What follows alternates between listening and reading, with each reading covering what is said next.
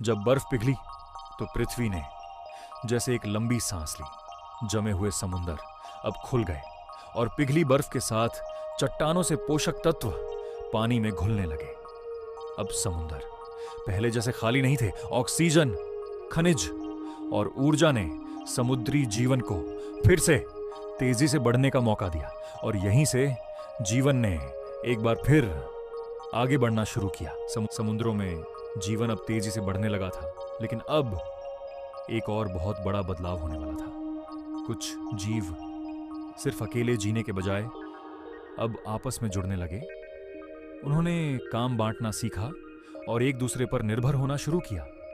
यहीं से पृथ्वी पर पहली बार बहुकोशिकीय जीवन, मल्टी सेल्यूलर लाइफ जन्म लेने लगा। यह जीवन अब भी समुंदर की गहराइयों में था, लेकिन पहले से कहीं ज्यादा जटिल और कहीं ज्यादा सक्षम था।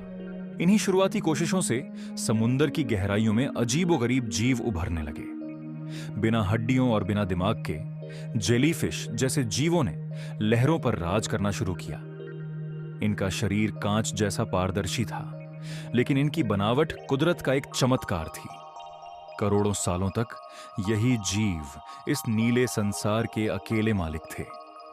मछलियों और रीढ़ वाले जीवों के आने में अभी बहुत लंबा समय बाकी था, लेकिन यह भी बदलाव अचानक नहीं हुआ। लाखों सालों तक ये बहुकोशिकीय जीव धीरे धीरे बदलते रहे।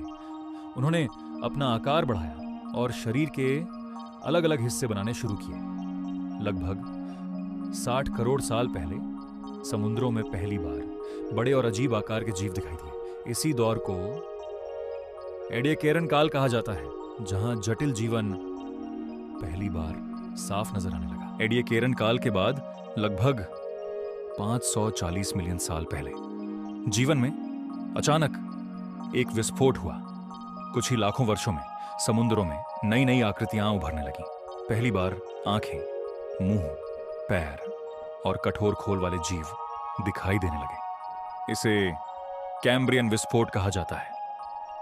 यहीं से आज के लगभग सभी प्रमुख जानवरों की शुरुआत हुई। कैम्ब्रियन विस्फोट के बाद समुंदर जीवन से भर गए। इन्हीं जीवों में कुछ ने अपने शरीर के भीतर एक मजबूत ढांचा बनाया, रीढ़ की हड्डी।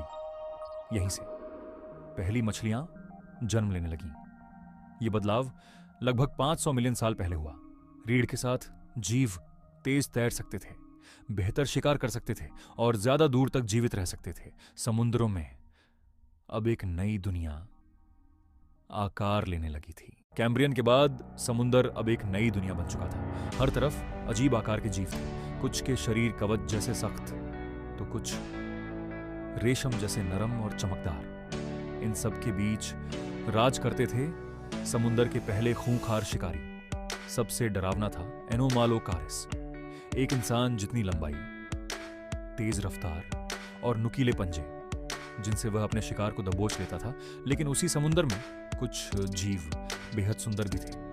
रंग बिरंगे ट्राइलोबाइट और पारदर्शी शरीर वाले जीव जो पानी में तैरते फूलों जैसे लगते थे। समुंदर अब सिर्फ जीवन से भरा नहीं था, वह सुंदर था, खतरे और संघर्ष से भरी एक मुकम्मल दुनिया बन चुका था। समुंदर के इस युद्ध क्षेत्र में हर बदलाव जीने की मजबूरी से जुड़ा था। लगभग 400 मिलियन साल पहले कुछ मछलियों में एक अनोखी ताकत उभरने लगी। उनके पंख मजबूत होने लगे और उनके फेफड़ों में ताजा हवा खींचने की क्षमता बनने लगी। ये मछलियां अब सिर्फ पानी की कैदी नहीं रही, वे उथले किनारों तक आने लगी, जहां शिकारी कम थे और भोजन ज्यादा। धीरे धीरे इन्हीं जीवों ने पानी से बाहर सरकना शुरू किया। यही बने पृथ्वी के पहले उभयचर, जो समुद्र में भी जी सकते थे और जमीन पर भी। ये सिर्फ एक कदम नहीं था, ये जीवन की सबसे बड़ी छलांग थी, क्योंकि पहली बार धरती की सूखी सतह पर जीवन ने अपनी मौजूदगी दर्ज कराई थी।